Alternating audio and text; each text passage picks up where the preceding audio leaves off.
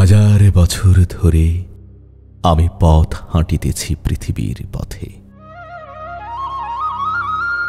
সিংহল সমুদ্র থেকে নিশীথের অন্ধকারে মালয় সাগরে অনেক ঘুরেছি আমি।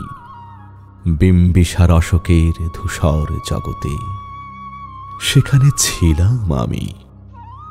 আরো দূর অন্ধকারে বিদর্ভ নগরে আমি ক্লান্ত প্রাণে। চারিদিকে জীবনের সমুদ্র সফেন আমারই দুদণ্ড শান্তি দিয়েছিল নাটোরের বনলতা সেন।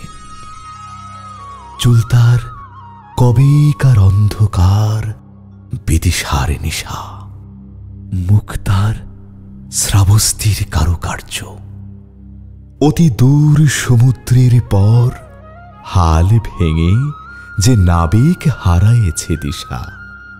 সবুজ ঘাসের দেশ যখন সে চোখে দেখে দারুচিনি দ্বীপের ভিতর, তেমনি দেখেছি তারে অন্ধকারে।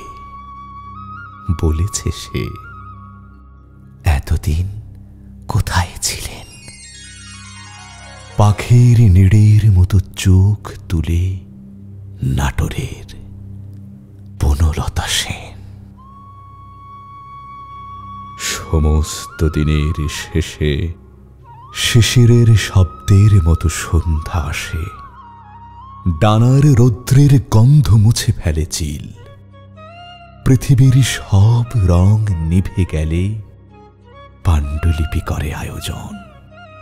তখন গল্পের তরে জোনাকির রঙে ঝিলমিল। সব পাখি ঘরে আসে, সব নদী ফুরায় জীবনের সব লেনদেন। থাকে শুধু অন্ধকার, মুখোমুখি বসিবার বনলতা সেন।